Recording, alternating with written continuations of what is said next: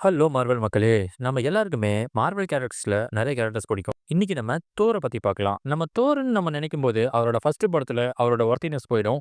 அந்த இடத்துல தோருக்கு என்ன பண்ணியிருப்பாருன்னா, அவங்க அப்பா ஒரு ஸ்பெல் போட்டிருப்பாரு. "நீ வந்து அன்வொர்த்தி ஆயிடுவ" அப்படிங்கிற மாரி.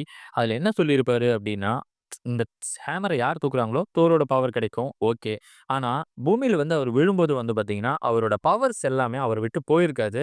அவருக்கு வந்து லாக் ஆயிருக்கும். எப்ப மியால்னியர் திரும்ப அவர் கைக்கு கிடைக்குதோ, அப்பவே அவருக்கு திரும்பவும் அவரோட பவர்ஸ் எல்லாம் அன்லாக் ஆகுற மாரி தான் அவங்க அப்பா ஸ்பெல் போட்டிருப்பாரு. அதோட இல்லாம தோர அவர் இடத்துக்கு அனுப்பும்போது, அவரோட பவர் போகலங்கிறத ரொம்ப டீட்டெயில்டாவே அது ஸ்பெல்ல தெரிஞ்சிரும். அதே மாரி மியால்னியர் வெப்பன் மட்டும் இல்ல, தோரோட ஒரு கேரக்டருக்கான ஒரு டெஸ்டும் கூட. டார்க் வேர்ல்டுல ஈதர்ன்னு சொல்லி ஒரு விஷயத்த அறிமுகப்படுத்தியிருப்பாங்க. அத வந்து பார்த்தீங்கன்னா, லேட்டரா ரியாலிட்டி ஸ்டோனுன்னு ரிவீல் பண்ணி மார்வெல் ஆல்ரெடி பிளான் பண்ணது தான் ஸ்கிரிப்டாவே பண்ணியிருப்பாங்க. தோர் ராக்னராக்ல மியால்னியர் உடைஞ்சு போனதுக்கப்புறம் தோர் வீக் ஆகுற சீன்ல நல்லா கவனிச்சு பார்த்தீங்கன்னா, பவர் ஹேமர்ல இல்ல உனக்குள்ள தான் இருக்குன்னு சொல்லி அவரோட அப்பா சொல்லியிருப்பாரு. அதே தான் தோர் 1 படத்திலேயும் நடந்திருக்கும். ஏன்னா பவர் வந்து ஹேமர்ல கிடையாது. தோர் கிட்ட தான் இருக்கும். அவர் எப்போ வந்து தன்னோட ஈகோவ விட்டுட்டு வெளிய வராரோ, அப்பதான் வந்து ஒரு நல்ல ஒரு கடவுளா மாற முடியுங்கிறதுனால தான் பவர லாக் மட்டும் தான் பண்ணியிருப்பாரு.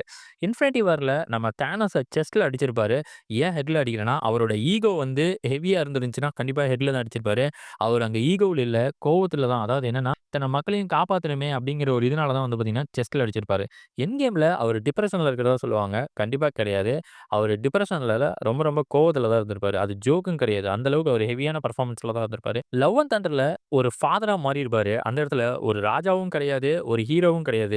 ஒரு ரெஸ்பான்சிபிளான கடவுளா மாறியிருப்பாரு.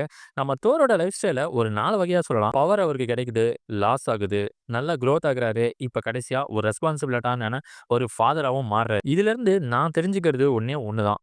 பவர் போணுச்சு, ஹேமர் உடைஞ்சுச்சு, ஆஸ்கார்ட் அழிஞ்சுச்சு. ஆனா தோர் எப்பயுமே ஸ்ட்ராங் ஆனான்.